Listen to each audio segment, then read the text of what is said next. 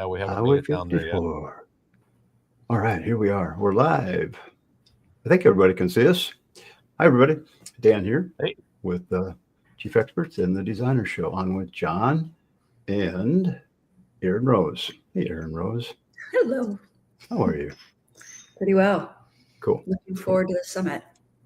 Renee and Robin will not be here. Renee is out skiing somewhere down some snowy slope, and Robin is on her way to the K-Biz Builder Show to, I believe she's going to win some big awards. So she could tell us all about it after the show. But cool. And everybody, welcome to the show. I'm up to a balmy 18 here in Minnesota. Things are looking good. You were just saying, Aaron, that it is snowing or has been snowing in the Outer Banks. Saw it on the news, and it's balmy 65 here in Tampa. Cool. Probably warmed up. I need to open my windows. Cold enough. All right. We've got some people logging in. Jeff, Kenny, Richard, you guys, thanks for being here. Borges, Lenny. Oh, I'm missing lots of names. Nikki, how you doing? So thanks for being here. Nothing much going on today. Well, I shouldn't say that. I mean, I got a to-do list that I cannot get done. If you guys probably don't relate to that stuff. Zoom is not working now. But I wanted to talk a little bit about the summit. And basically what I wanted to do is share some of the things that people have gotten out of the summit. I don't know why my thing won't focus. There it goes. And share some thoughts about that, because the time we spend together has been phenomenal, and I'd like to share some of those moments with people. So, and if you haven't heard us talk about before, the summit is coming up in 3 weeks. I think it was really close. It was where'd it go here? 23 days, 21 hours, 57 minutes, 59 seconds. So it's coming up really fast. It's like poof, all of a sudden it's just about here. I mean, we've been planning this for a year now, and it's amazing. Time flies. Anyway, but let's get back into it and let's talk a little bit about the summit. I want to start though, because I have a favorite thing I want to share and see if this resonates with people. So, John, John, you made yourself big. Oh, I lost your audio, John. Did I admit you? Yeah, I'm going to call another guest that's having trouble getting hooked up. So be gone. Oh, Margaret. Okay, cool. Perfect. Okay. This was 2 years ago when we had our summit. And Aaron, I think you were in the room during that one. And we were having one of our evening business meetings, which we have every night. We do chief architect stuff all day long, and we have a nice dinner, and then we go back to the room for about an hour to talk shop, talk about business, talk about things that really matter to everybody. And so so one of the guys, John, is an architect. He was in the room, and I forget what the exact topic was, but I think we were just talking about, everybody come up with a topic of something that you struggle with in your business. And John came up with one that still resonates with me today, called imposter syndrome. Remember that, Aaron, when he talked about that? He was pretty emotional, and I think many of us were after we got talking about that, because of the imposter syndrome thing that we all go through in our business. I still struggle with it. I mean, charging for what I do and the value I bring to everything I do. It's just like, I'm this little guy from Minnesota. I'm this guy from Minnesota. I grew up in a little town. I'm always nice to people. And if I put in extra time on a job, it doesn't feel right to charge for that. So I still struggle with things like that. I don't know if you call that imposter syndrome or something like that, but yeah, I mean, the value we bring to the marketplace, to the industry, and sometimes we feel like we don't deserve that. And I see it all the time with contractors, maybe not so much anymore, but it's still out there. You just don't feel like you deserve to get compensated or to be treated the way you should be for the things that you're doing. Can you relate to that? Remember that, Erin? Yes. Yeah. Oh, I still suffer from it. That was a great discussion that we had. And I don't know if you guys on the call here, if you want to chat in, if you guys deal with that at all, struggle with that at all, put something in the chat about how you deal with that. So how do you deal with that, Erin? You just charge 3 times as much, right? You said heck with it. I still suffer from it. In fact, I just had it this morning, oddly enough, where, Really? yeah, project was going swimmingly, and then, mistake on the drawings, and we have to do something with the foundation now, and it's a big kerfluffle at the moment. And I think, gosh, do I know what I'm doing? And I know what I'm doing. Yeah. It's just when there is a moment where you made a mistake, or there is a mistake, and you're talking with the rest of your team and your GC and how to fix it, and everyone has a different opinion, I start to question myself and say, well, maybe they're right. Maybe we should just fix it this way. So it happens to me regularly. I have the blessing of having been a tax preparer for 12 years, so I have a very easy time telling people, give me money. And I don't have a problem with defending the value of my work or feeling bad about it, because I already went through it being a tax preparer. I went through that process already. But yeah, it is, I remember that. And it was very tough to convince myself of my value. And someone asked to define imposter syndrome. So I just went to chat. okay. I said, what is imposter syndrome? And this is what it came back with. It's when someone doubts their ability to or accomplishments and has a persistent fear of being exposed as a fraud despite evidence of their competence. It often leads people to feel inadequate or unworthy of their achievements, even when they're skilled and successful in their field. It's surprisingly common, affecting many high achievers. So there you go. I think that's a really good definition. It really fits what we talked about. So for me, that was a big one in all the things we've done. I don't know why when I post a comment, it comes up with everybody. It's kind of weird. So you guys probably got that comment a whole bunch of times. Anyway, so massive issue, imposter syndrome. I'm constantly suffering from it, still working through it. Well, speaking of imposter, but not a syndrome. Oh, like it popped my face up. No. Kevin just joined us. Hey, buddy. Hey. He's impersonating a cabinet again. Huh? He's impersonating a cabinet. Yeah, or a stairway or a light fixture. Or Hi, Kevin. How is everybody? Everybody's great. Glad you Good. could make it. We were just talking about, I was just sharing one of my biggest takeaways from any of the Beating Summits group sessions that we've ever had. And I bet you can guess what it was based on that comment. I'm guessing it had to do with the imposter syndrome. Yeah, John Jones, when he brought that discussion up. So we were just talking about that a little bit. And I just wish everybody could have been there the night before when the topic came up.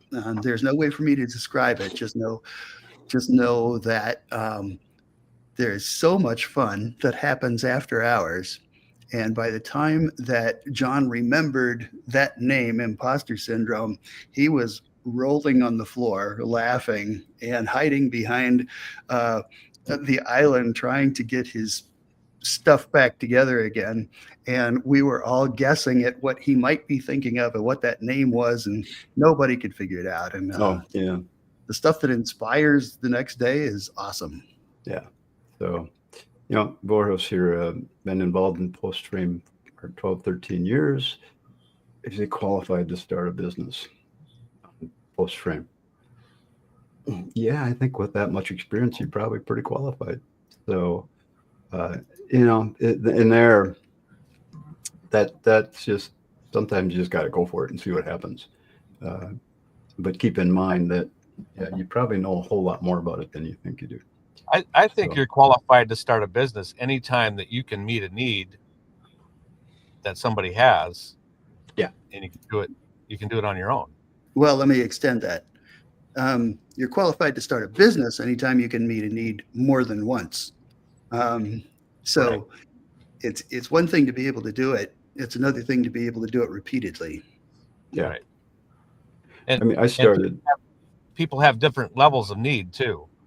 Yeah. Like might be able to start a business working with people who work exactly the way they do. But if somebody has more need, they might not be able to meet that need, but they can meet the need of the people that work the way that they do. Yeah. Yes. So, yeah. So I started in this industry when I was right out of high school. I really didn't have any business being a remodeling contractor because I had no business experience, but I was a damn good carpenter. All through high school, I could build anything you wanted and do it well. So for that part of it, I had no problem with. But running a business, that was a whole different story. So I had to learn a few things.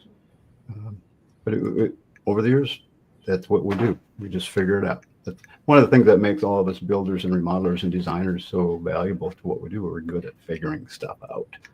Really good at it. Really good at it. Yeah. Aaron. Having met Mr. Voorhees, that he's really good at figuring things out. So there's a good a lot of strength there. Mike makes a really good point, saying that let's jump over here. Oh, okay. Yep. There you go. Yeah, that what they're doing, what your clients are doing, is they're choosing you above all else. They're choosing you. If you already know that you've got a product that is marketable, and there's people looking for that particular product, they're picking you. So you come with whatever value that they want, and I think that's a really strong point. Yeah. Aaron. Yes. Because you've been to our events a number of times. This will be your third one coming up, I think. You attended. No, this will be you attended the summit in 23. You attended They're all in 20, fun, so, yeah. You said, yeah, and then in 24, and then you came to Minnesota for a class we were doing. So I'm at 3.5. Yeah, there you go. There you go. You're coming again this year. Yes. So why? Every year I learn something new, and I can not only run between rooms, depending on what I want to learn, but then, if I wake up at 6 a.m. and somebody else is up at 6 a.m., we're talking cheap over breakfast and we're talking business. I mean, it's the opportunity for me is to solve problems from the moment I wake up and walk out my door until I walk back in it, if I choose to do so. And I can't really put a price tag on that. Or I can just, play left, right, center and have fun and play poker and stuff. But it always ends up like, oh yeah, I had that problem in Chief too. And you might scurry off with your new friend and go grab your laptop and start banging away at a problem. And then John will walk by and you're like, hey, John, we can't do this or something. There's so much knowledge there that I've done a lot of in-person training over my lifetime of multiple different careers. And this is by far the most engaging, the best return on my investment. And it's the only one that's been enjoyable. That's a lot of fun, isn't it? Just throw back to the other one, sitting through 4 days straight of IRS training for 8 hours, not fun. No, yeah. And not knocking accountants, but we're not a big party bunch. So there's another market, Dan. There's another market we could do. How to make IRS training fun. No, but I look forward to coming to the summit every year, and that's why I'm going to come every year. I know it's worth it. I know I'm going to also enjoy myself. It never feels like a chore. It feels like kind of a mental vacation because I'm learning and having a good time. Mental vacation. That's kind of comical considering that we are deeply immersive and you learn a lot. Right. That's why it's so strange. I thought, gosh, I was a little, there's a lot of trepidation when I first went because this is a lot. 10 days straight of learning. I'm going to die. And I didn't. I came back and I was like, yeah, I can't wait to go again because there's so much engagement and it's pleasant and it's not barked at you. And you have the ability to stop someone and say, hey, I'm stuck. Can I get help? Instead of just someone fire hosing you with information and you have to catch it all. Yeah, good point. That's really big, to be able to flag down what there's usually the person on either side of you. You're like, hey, how did you do that? And they can show you really quickly. Or if you really get stuck, you just raise your hand and John or Kevin or whoever is in roaming mode will come to help you. And then you have lunch break, snack break, all the breaks to just flag somebody and say, hey, I saw that you got this. Can you help me with this? Yeah. And I have yet to have anybody tell me no. So, yeah, true. And the food's not bad either. It's fantastic. That's why for me, it's a vacation because I'm single. Anytime somebody else cooks for me, I'm like, woohoo. So 10 days straight if somebody else cooking is the best. Yeah. Cool. Yeah. So John, you've been to all these events now. What do you keep seeing? What kind of good advice can you share with our people on the call about things that a topic or a thing that you've learned through all of this? Not that it's super duper one fun, but give me you got any examples? Thinking back to when I first started coming to your classes that you held, it was good to see different processes of things and to start understanding how the tools worked. But the biggest thing for me was repetitiveness. I came to like 3 of your classes and then I asked you if I could start helping. Yeah. You brought me on. It was probably another 3 or 4 times before I really started grasping what chief work was and how it worked and how the tools worked and that kind of stuff. So repetitive training is, to me, is for my personality and the way I learn is really important. Yeah. I take that for granted a little bit sometimes because I've used it so much. But you're right. Yeah. I mean, there's a lot going on in that software now. And with anything that we do in our business, I mean, repetitive training is huge.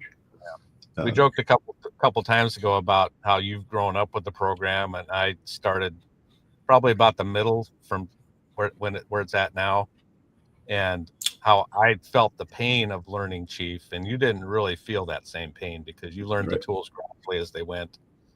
And there can be a lot of pain in learning the program because you think it should do something, but it doesn't, or what in the world did I put in the way here that's making that wall do that, that kind of thing. So yeah.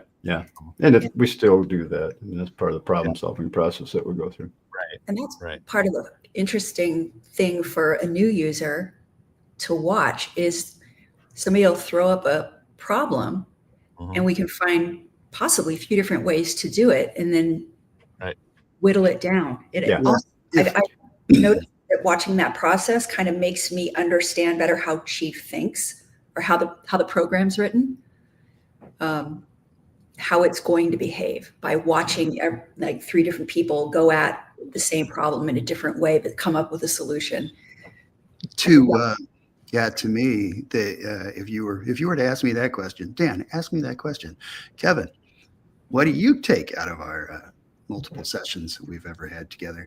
The thing that I would say is the light bulb moments, the times when those who came intimidated all of a sudden understand, or those who raised a question and all of us are scratching our heads and suddenly you've got not only 4 answers, but 4 different answers that accomplish the same thing in different ways, as Aaron said. And you begin to realize the real power and the potential, not only of the software, but of the network that you're building with the people there and the different ways people approach the use of chief architect for whatever they're doing. It's really fascinating. And sometimes those light bulb moments actually happen, clearly to new attendees and things, but they happen to us as well. Yeah. I think it's more fascinating. Light bulb goes off for Dan. On that topic with Mike, what Mike just brought up here, I think one of the funnest thing about doing teaching training is when something doesn't work, and then, okay, well, let's figure out why it's not working. Okay, and let's figure out a solution to make it work. Okay, we were just doing that the other day in our call with Rob, and how do you do these crazy things on a wall? Right. And we came up with 3-4 different ideas on how you could do it. Yeah. Boom. Any one of them will work just fine. So that's what makes it a lot of fun. And that's part of what makes Chief so fun. There's always a way to figure something out one way or another. So, and I always teach, and I want everybody on call to take this to heart, because Chief is a CAD program. It is not a program that is really building a house on your computer. Looks like it is, but it's not. It's a bunch of 3D digital boxes that interact with each other. And Chief's done a good job of programming tools to make it seem like you're building a house. But if you think of it more in a CAD sense with XYZ and how is this box interacting with this box, and why is this box doing what it's doing, and why is this line acting like that? If you kind of think of it like that, think about it like a programmer, or like a programmer's thought process of how to make boxes interact with each other. Sometimes it's easier to solve problems within the program. Right. So, one of the things that actually was a turning point for me was in a late night conversation with Renee one night, and I was talking about some particular tool within Chief, and call it cabinets since that's his favorite thing. But yeah. but I was reading the question about it, saying that I don't know how to do this. This doesn't make sense, or whatever. And he said, you've got to stop thinking of the cabinets as cabinets. You've got to just start thinking of them as the greatest tool within Chief Architect. How can I use it? Yeah. And so that, of course, if you guys have seen his magic with cabinets, and everything's a cabinet, a shoe is a cabinet, that he's mastered the art of looking beyond the surface. As Dan says, it's not a house; it's a CAD program that looks like a house, and he's and that really turned the corner for me. Yeah, cool. That kind of goes along with this comment here. That I talked him out of trying to trick Chief Architect, but there's always a solution. If you start thinking of the tools as, okay, this is a wall tool, but maybe it's something else, or this is a cabinet tool, but maybe it can something else too. Yeah. You're not tricking it. You're just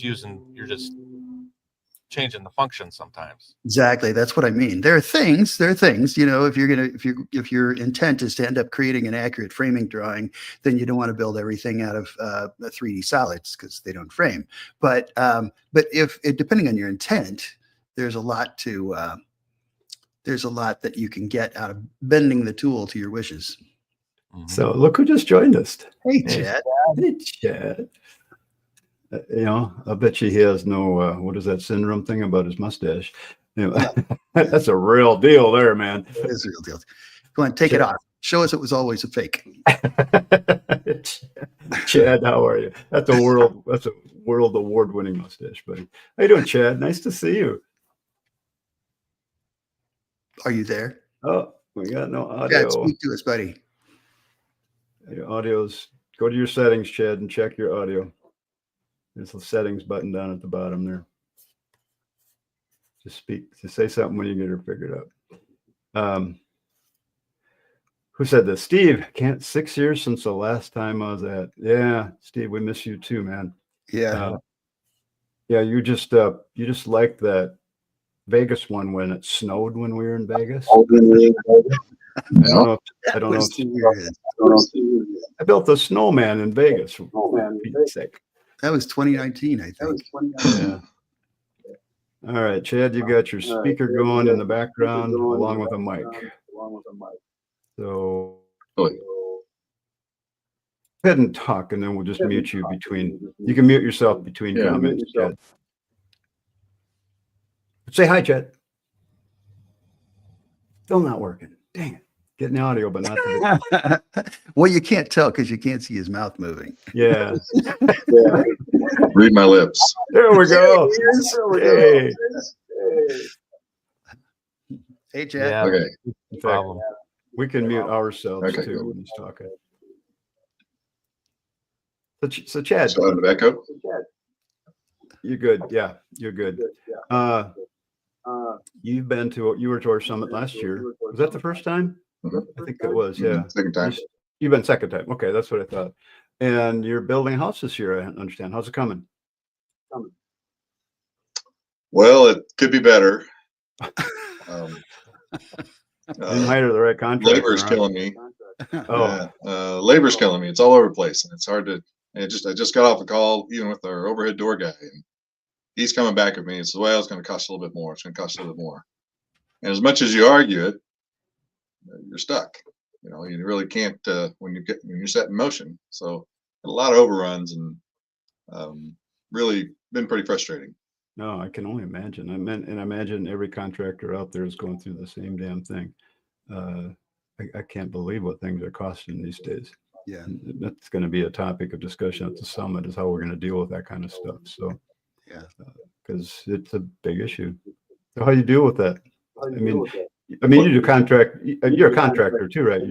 You're building other than just Yeah, your house. yeah. And so primarily, I'm a remodeler, and from small projects, it's easier. But as they get bigger, you're detailing and really specifying every last detail. Just it's very labor intensive, and that's a lot of what I work with Chief and try to bring other products in to do the listing, and even more now because it's burning me personally.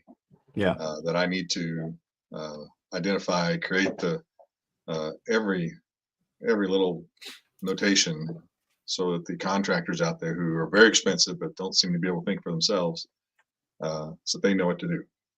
Yeah. Do you think that's going to change the industry about how you set up the jobs? I mean, one of the big things I've always talked to people about are, purchase orders and, getting all your bids before you start the project and things like that. And again, that comes back to having a good plan. With a good plan, maybe you could do a lot more of that. Are you doing more of that? Well, yeah, I do get everything ahead of time, but it just seems like everybody has a reason why they're not going to stick to their number, and so I obviously look for ways to improve on that. I don't know. I mean, I'm a little bit on the grumpy side with the whole thing, so maybe I got a lot of good subs who do stick to their numbers, and we work well. But it just seems like there's a lot of, I wasn't thinking about that, I wasn't intending on that, and they gotta get the job done, and if it's a legitimate cost, well, we will pay it. I mean, there's always a certain amount of Listed ahead of time, and a certain amount of oversight on every job. I mean, changes, things that you just don't realize are happening, especially in remodeling. So I came from it to where my intent was, I'm going to tell you what I want built, but I shouldn't have to tell you how to build it. But now it seems like I've been doing more projects where I've almost had to tell them how to build it in order to get it completed correctly. Yeah. I think it's generational change. I think you're right. That and the labor force out there. I mean, they don't teach it in high school anymore, for Pete's sake. So we're getting a late start, although it's coming back, but it's taking a long time to get into the high schools. I think so, but we have the new technology and YouTube, and when you're on the job and you see a guy doing a project that's charging premium price, and he's trying to figure it out from videos on the YouTube on the job, it gets pretty nerve-wracking. Right. Yeah. Yeah. It happens. But at least there's videos to look at. That's true. That's helpful. At least he's smart enough to figure out, There's some sort of guidance. Yeah. I do that every time I work on a stupid car. Let's go look it up. It gets worrisome when they pick up the wrong end of the hammer, though. It's what are you gonna do? Yeah. Our charge is $75, $80 an hour. Yeah. Something outlandish. So yeah. But changing the subject a little bit, us old guys, is there anything that we can do to help the younger generation learn how to think through stuff? First, my question is, we can give them so much information now to cheap. We can basically build it for them. But is that really helping them? Is that helping them problem solve and that kind of thing? What can we do? Got to pass it on. Listen to the silence. The Hey, challenge. Chad, could you, when you're not talking, could you click on the microphone to mute it? We're getting the feedback through your speakers. Perfect. Thank you. The challenge, I think there's a disconnect not only in terms of what we've done from an educational system, like Dan said, removed it from the educational system so no one learns the trades or the value of the trades, but there's also the challenge that you bring up right there, which is when you talk about how do the old guys help the young guys, how do we help people become better at what they're doing? It's also crossing the boundary of how can we as designers somehow help a carpenter or plumber get better at carpentry and plumbing. And that's I think the reason for the silence is I'm not sure that chasm can be crossed without there being I was a designer builder, so I had that experience, as did you, John, and Right. All of us, actually, all four of us on the currently on stage. So I think back to when I would get a set of blueprints from an architect. The information on it was minimal. I was forced to think through what was going to happen and how it had to go together. I had an architect. I heard a story about an architect that came on the job one time. He had designed this elaborate entryway that had a really cool ceiling and roof on it and stuff like that. He walks in the front door and he looks up and he says, "Oh, that's what that's supposed to look like." So we used to get these drawings on paper that had, like I said, minimal information. So we were forced to think through it.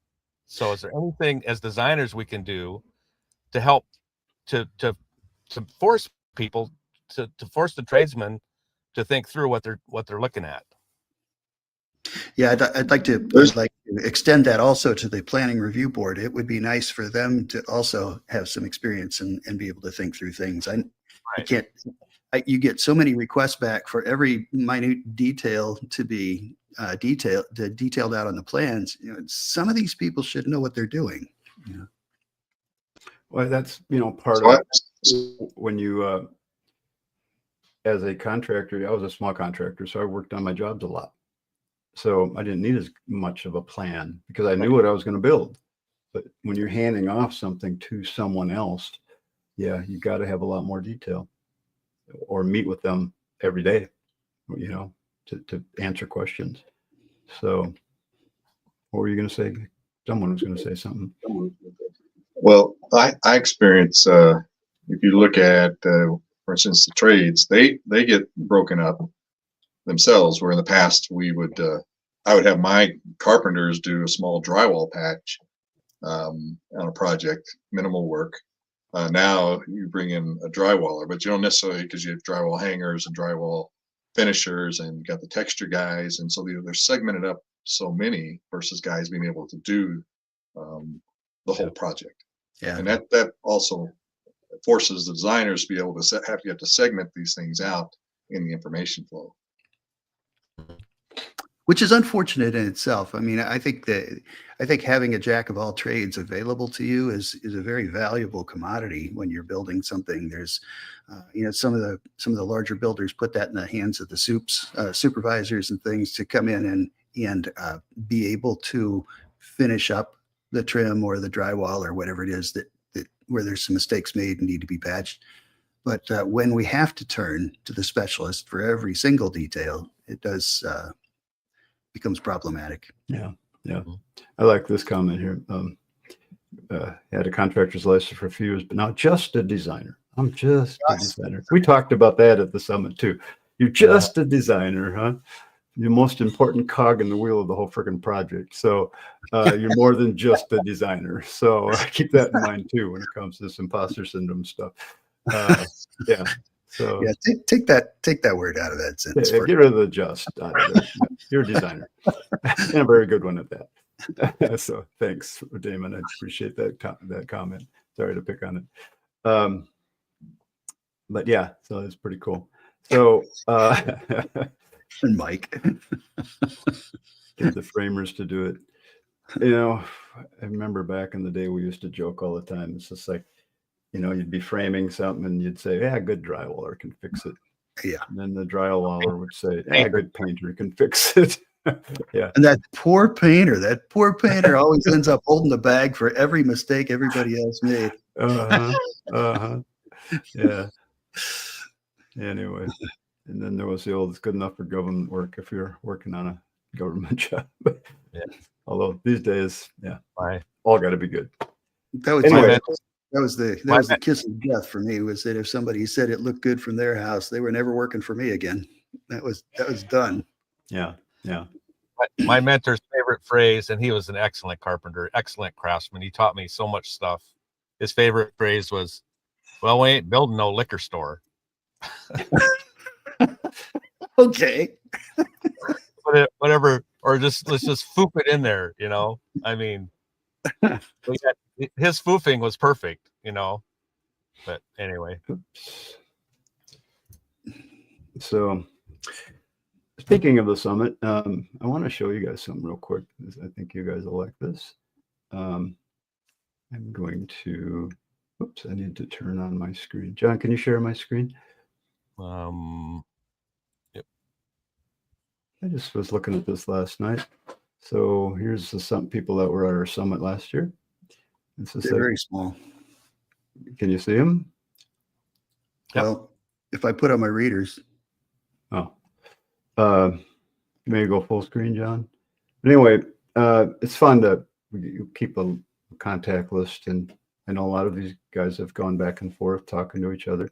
So many of us have become really good friends over the years, and it's really cool to do that. So I thought I'd just share this with you. Got everybody's contact information. There's our week 2 from the year 2023 year. that was murder, doing 2 summits in a row. There's good old John, the guy that brought up that topic. So, but what a great group of people. I mean, we've all just had so much fun together. It's like we were, the second you meet each other, you're instant friends because you got so much in common to talk about. And that was really cool. So this was our first week of the 23 summit. Anyway, I thought I'd just share that. It was kind of fun. Good group of people, and looking forward to doing it again this year. There's 2 spots left in the Black Stallion in the big house. If you're interested, join us. We've got 2 rooms left. If you're, after that, we've got a few more rooms in the house right next door. So, but we've got room there. So, looking to have a good group. So, really appreciate you guys. If you have questions, feel free to give any of us a call. I'd love to talk to you about it and love to meet you at the summit. There was a comment about the Pro Academy too. Still working on a bunch of stuff. I've got some really cool things coming, so be patient with me. I was hoping I'd have some stuff done in January, but it's taken me a lot longer to get everything finished that I'm trying to work on. So doing a big project and having fun with it. It's good to be back in the let's get some stuff done mode. I haven't done that for quite a number of years as far as creating new products. So I'm excited about that. It's fun to help. Is there anything new coming up this year? Yeah. Well, I mean, we're building on things we did last year. Chad, you'll automatically get some of the stuff I'm working on, especially I think you're part of the Pro Academy. And I know Renee, I was just going through our schedule here. Let me share my screen again. And we were talking, are you sharing my screen, John? Yep. Okay, cool. I was going through, we got our schedule that we're working on putting together for the whole summit because we have a lot going on. And let me just reduce the size of this just a tad. Where's that? Where'd it go? It's a concentric. You can just use the C button and. Yeah, no, it's CJ actually, concentric jump. Or just do the control key. I just added Jolene to our calendar. So these are all of us that will be teaching. So Kevin and Judy will be teaching business classes. Jolene's going to be teaching marketing, SEO, and yoga. She'll be doing yoga. Renee when he mentioned he put 4 hours into doing his schedule the other day for the summit, and I'm looking at this and I'm like, well, what did he do? And then I go over to his tab and I realized that, oh, yeah, look at Renee's schedule. This guy, he's nailed it, man. This is really cool.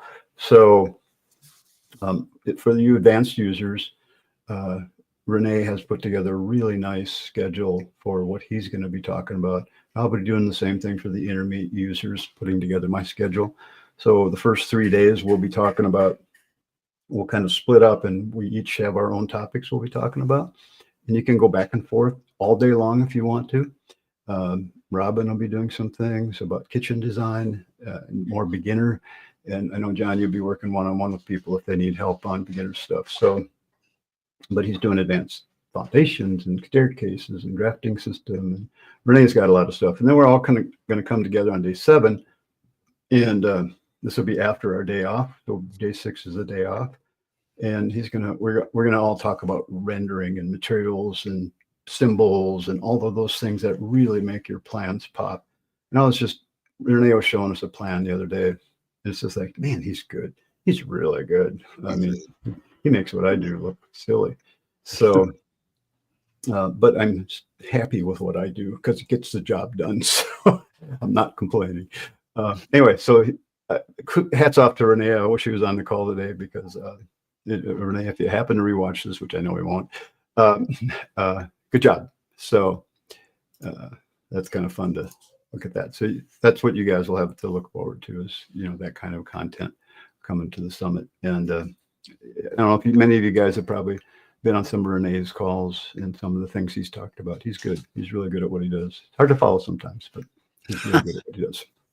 And he knows we joke with him all the time about that. And we all joke with each other all the time. We each have our own place of what we like to do here.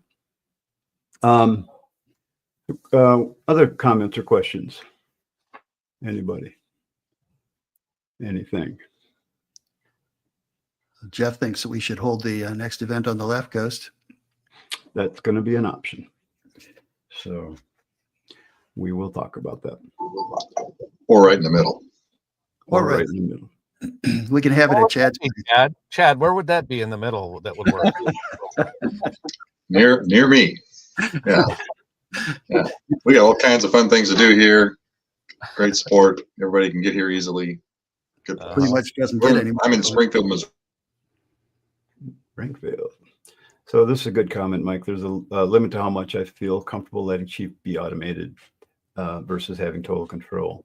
And again, with Chief's a CAD program, treat it like such. The automated function in the program is there to get you started, there to get you some ideas, there to get something put in place. It's going to get 0 to 100% of your roof correct. I always get a chuckle out of that when I teach that in a class. Everybody goes, oh yeah, that's true. But it's gotten a lot better. So and plus when you know the steps to take before you add your roof, right. Oh, okay. Now I can get closer to 90, 95%. Just tweak a few little things. Yeah, if you just understand how roofing works, if you understand how the structure works, you can't just put a 4-pitch slope against an 8-pitch slope on the same wall and have them meet at the gutter. It isn't going to happen. So there's some basic construction things there that are good to understand too. Right. So, here we go. Norman is going to invite us to New Zealand. We'll only come if you feed us that big fish. We had mind blank. What was her name? Who brought the fish from Alaska? Terrible. Your face. It'll come in a minute. Yeah.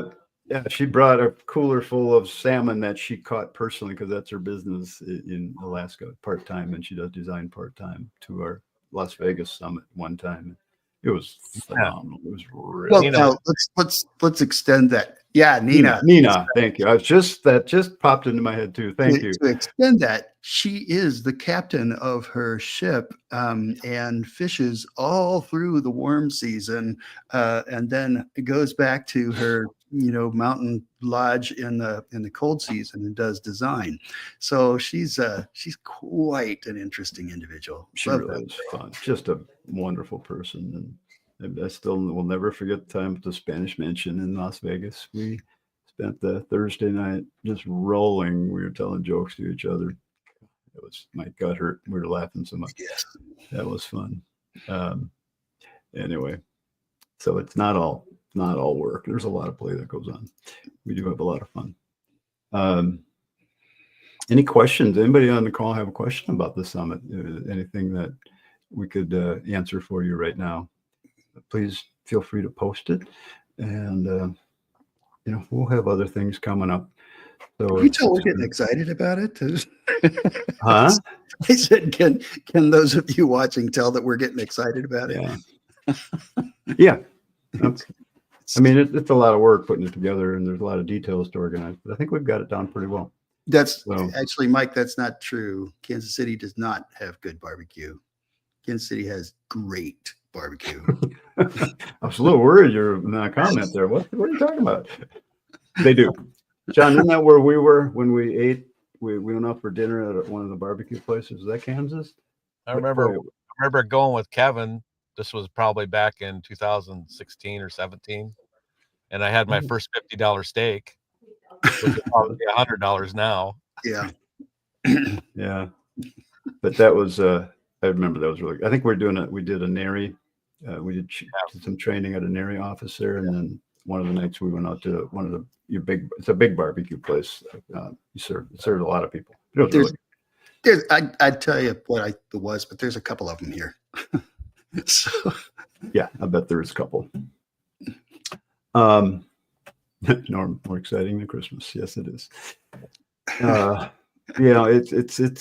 It's equivalent of a staycation. A workation, not a staycation, a workation. Staycation is when you stay at home and work. A workation is when you come and we're still working hard. We're studying hard. We're exchanging ideas all day long, but we're having fun doing it. So it doesn't feel like work at all. That's what's really cool. So anytime you can find an event like that where you can, honest to God, you're getting work done, but you're having fun doing it. Yeah. You got a good thing going there. Yeah. So I remember, one of my questions I wrote down was, how did Chief help your business? Remember, I'm a guy that got version 1 of Chief Architect. My serial number was 94. And when I loaded that program with the 2 little diskettes on my computer, I think it was 2 diskettes. And it was at 1:00. And by 5:00, I had the house that I was doing a 2nd floor addition and a kitchen addition all laid out. Okay. It didn't have 3D in version 1. So I was just drawing floor plans. And I took my computer to my client's house that night, and we sat up till 2:00, moving things around and changing things. And again, no 3D at that point. We're just playing with floor plans, and we were having a ball. And that turned out to be an $80,000 job back in it was 1993. So that was a pretty big deal for me. And to say I was hooked is an understatement. So, and I'm sure there's lots of other stories out there of people that have had that experience with Chief Architect, just being able to use it to communicate their ideas with their clients in a way that words alone cannot do. So it's pretty amazing. I mean, that old picture's worth 1,000-word deal. Yeah, that's kind of true. So anything we can do to help everybody out there get better using this program to create better pictures, to learn how to communicate with it better. My number one thing I love to do is design with my clients on Zoom or in person. We're on Chief, moving things around, adding things, doing the things that we need to do. It's really fun. It makes it a lot easier to draw. And I hope a lot of guys out there are doing it. If you're not doing it, try it. It works. Even if you're not really good with Chief, you're going to get a lot of things kind of done. You're going to get the ideas through. And then you go back and fix it at your office. And then when you get back together again, now you move on to the next phase. So anyway.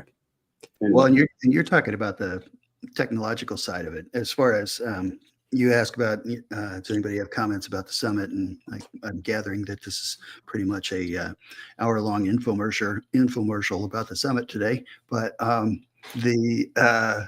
one of the things that I'm there for is to say how you can use your knowledge of Chief to better your sales and your business and the way that you interview your clients and the approaches that you take to develop your plans and everything else. That's not necessarily about the technical prowess. It's about you and what you can learn to improve yourself. Yes, exactly. That's what we're all doing every day anyway. We're trying to get a little bit better. So question from David. Yeah, Chief was on, it was actually called 3D Home Architect at the time by Broderbund, was on the shelf with Punch at the time. And is Punch still out there? I think Punch is still available, isn't it? That was the first thing I ever bought. Punch? Okay. I think I tried it and it's like, what the heck? I tried a lot of CAD software. I had been looking for a CAD program to use since the late 80s. Because I knew that's what I wanted to do, and partly because I didn't like drawing by hand, and my printing sucked. So anything I could do to improve that was a big thing. And I bought Cabinetware, I think it was. It was an AutoCAD add-on, and I spent 8 hours trying to draw a wall. And I decided, this wasn't going to work for me. So I just purchased a $1,500 paperweight. That was different than 3D Home Architect, though, because 3D Home Architect worked just like Chief. 3D Home Architect was a subset of Chief Architect. In fact, in the version 2 of Chief Architect and 3D Home Architect, they were identical except for 6 features. There was 6 feature difference between the two. And I think one of them was the CAD tools to draw lines and things like that, which made was a big deal because I needed to draw sections and things like that. There was a big hook to Broderbund tried to take over. They tried to rip the software out of Jack Simpson's hands. I mean, because Jack was the guy that invented it, and he didn't sign a very good agreement with Broderbund. So they tried to take it away. And fortunately, he fought them really hard, and they were gone. And then he took Chief, and from version 3 on, the difference between the two softwares were significant. And even now today, you've got your 3D home, you got your Home Designer Pro for $600 or $700, whatever it is now, and you got your Chief Architect Premier. There's 1,300 icons in the Premier version. There's 600 icons, buttons in the Home version. So the differences are staggering. When you're still the $600 version, the Home Designer Pro, best value on the marketplace for a piece of software to draw buildings. It is phenomenal for the money that you pay, and what you can do with it. But if you're going to use it every day in a professional format like we do, you got to have the Premier version because it takes you to that next level where you can actually get things done. I'm going to say 6 times faster than the Premier Home version. So just little things like drawing with your right mouse button for walls. To me, that's huge because I draw everything with my right mouse button. And you can't do that with the Home version. A stupid little thing like that. It's a big deal. Anyway, I could go on and on about that, but yeah, still great value. What's really cool about it is you can somewhat work together between the two. Not seamless. Yeah. You can work on both of them. Yes, you can. You can exchange files back and forth. But if you're working in the Premier version with you've got all your plan views and layer sets and things like that, and you bring it into the Home version, you're only going to have that one layer set showing. That's all there is. So because the Home version only has one set of layers, you can't add or change it. You can't create plan views. It's just so much you can't do it. It's really staggering. When you first look at it on the surface, it looks, oh, there's not much difference. You start digging into it, yeah, significant difference, significant. So anyway, kind of cool. Mike got his. Oh, I'm sorry, John. You just clicked on something. What did you do? Let's talk about this for a second. Yeah, flipper, because we were talking about designing with someone looking over our shoulder or whatever. When he sent him the bill, he balked at the bill because he thought it was all done. You guys got any advice for that? Give your mouse to the person complaining about it and said, "Here, you go." Okay, yeah. you haven't sat through, you haven't sat through all the classes and done all the training and the pain I've gone through to learn how to use the software. That usually shuts them up pretty quick. And it's not just that, it's just not the tool that you're working with. It's your knowledge of how to put a design, a building together. So Right. Chief's just part of it. It's just a tool to get your ideas on to the computer. Yeah. So anyway. Chad's got a comment on it.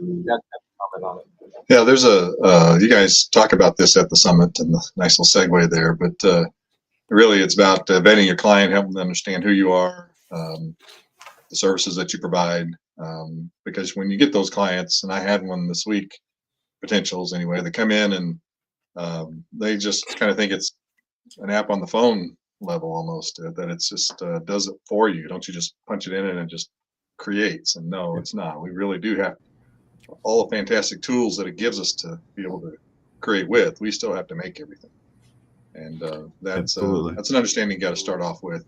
And then I do like to, sometimes we'll slow the process down and bring them in occasionally to look in a very unfinished drawing as we start to work, and kind of put on a show of how difficult it is in a way, and that kind of balances the playing field when we're talking to them. So yeah, you do have to educate your client that this is really good hard work. Yeah. Mm-hmm. That's the Dan from 10 years ago, huh? I did videos 10 years ago. Oh yeah, I did. Yeah. They were on VHS tape, but yeah. Yeah, I did those too. Anyway, but yeah, thanks, Mike. It's a good comment. It's a good reinforcer for me to, say what's on my mind. John has a question. Is 1 week attendance an option? Absolutely. So if you want to come for part of the summit, you can, but you need to call me and we can talk about it and when you'd want to come, because we get there Monday and Tuesday. Then we do training Wednesday, Thursday, Friday, and then Saturday's a day off. And then we do training Sunday, Monday, and then Tuesday, Wednesday, we leave. So yeah, if you want to come for the 3 days or 2 days, give me a call. We'll figure something out. So we have room. I have room in there for people that aren't staying with us to come and you don't have to stay on the property to join us. You can come for the training, come for the food, come for the hanging out, and then go back and stay in your hotel or wherever you're staying. The only caveat with staying for only part of it is you might end up having to stay in a hotel, because priority goes to the people that are staying for the whole event, for the rooms in the building that we're staying in. But other than that, other than place to sleep, you're welcome to come and enjoy the whole event with us in part if you'd like to. So please check it out. We've got 2 people coming. Well, 1 person coming for all 5 days, but a guy just signed up for 3 days. So we're flexible. That's part of being in the remodeling business. We're flexible, man. We figure stuff out. I did it. I swore again. Dang it. Sorry. Beat that out. One other thing that just occurred to me that was really valuable about coming is that I got to play with everybody else's hardware and mice and smart space mice. And you can test drive a couple $1,000s worth of other people's hardware before you commit. Yeah. That is really helpful, especially if you are the one that is personally funding your, hey, maybe this mouse is going to make my life better. Well, it's also could be a $500 mistake. Right. And well, you're not only test driving the hardware, but you're also that person who owns that hardware is right there to help you understand the good, the bad, and the ugly too. Exactly. And just be like, oh, by the way, don't forget to do that. This training software that comes with, or else you're going to hate it. Yeah. That is invaluable when you have a very, tight budget that you're sticking to for what you're going to buy next and coming up. You could talk to people about, hey, does this gaming computer work well for you? They might say yes, but I know I'm going to have to upgrade it within a year. Well, then that's probably not the one you want to invest in. Right. And of course, we have Renee's super computer geek mind at our disposal at all times, which is awesome. Yeah, well, it was that.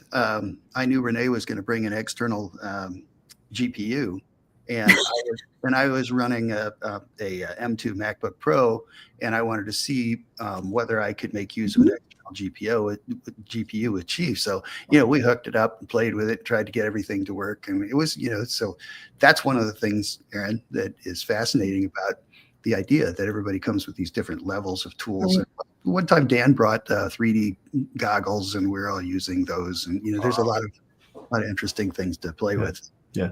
Ooh, that reminds me, I need to bring our Oculus set. Oh, there you go. Will work, hopefully.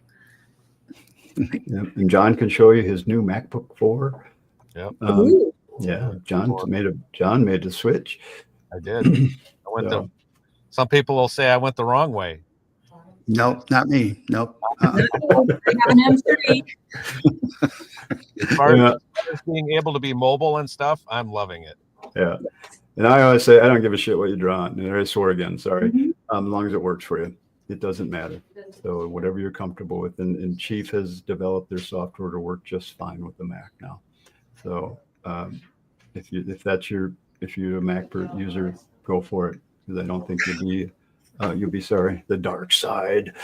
We'll have an Apple breakout session at the summit. All right. So anyway, I think we're done here. Everybody, thanks for staying on the call with us. It was really fun to just chat about this. And I hope we shared some good information. I mean, yes, it was meant to be an infomercial, so I appreciate that. But we wanted to share some good information. I hope you got something out of this. So thanks again for being here. Feel free to reach out to any of us anytime. We're always here to help. You know, if you just want to chat about something or if you need some help, we're here for that too. So with that, we'll sign off. Aaron and where'd Chad go? Chad left. Oh, there he is. Yeah, Aaron and Chad, thanks for being here. I know Margaret tried to log in, but she was having hardware trouble. So thanks for trying, Margaret. Yeah. But anyway, thanks for being here. You guys hang around for a minute. I'm going to end the thing and we can chat just a tad. Bye, everybody. We'll see you soon. Call me if you have questions. Bye. Well, oh, shoot. You know, if you haven't logged off yet, one more thing. If you're going to the Builder Show, next week and you haven't signed up to get into the building, make sure you go to the Chief Architect's website and go to their Really? They have the training for the thing, and you get free tickets to get into the show.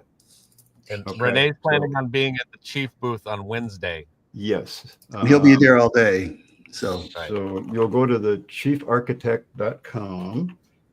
Let me Perfect. let's look it up quick. I should have sent out an email about this. So you're going to go to events and training on their website and you'll see it. John, can you share my screen? Do I still have the share option up there? You're on. Okay, it's right here. So you go to User Center Events and Training, and you go right here to complimentary show tickets, and then that'll take you to the International Builder Show website where you just sign up for free. I think it's about a $200 value to get into the building. So it's really a good deal. And Chief has always done that. If you go there on, if you're there on Wednesday, don't forget to join the, where'd my thing go? Don't forget to join the Chief Architect breakfast that they have on Wednesday morning, because it's always a great breakfast and you get to learn more about the software and they'll always give you some info on what's coming up. So check it out and have fun at the show. There's 1,800 vendors signed up for that show, 40% more than last year. Wow. So, what? So yeah, so wear your good walking shoes. Do you know if they are breaking out the building materials apart from KBIS this year? 'Cause the first year I went, it was all over the place. Was it? No, it's always been pretty separate, I thought. Although I think Chief was in the KBIS building one year, but I think they're back in the International, the IBS building. Okay. I don't know. Maybe they just switch it around every year. So, or maybe Aaron was just wandering aimlessly.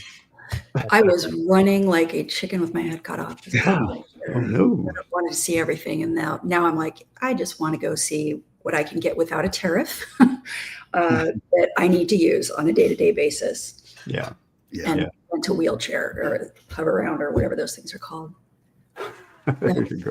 Anyway, now I'm going to end it. So I'll see you guys. Thanks. Bye.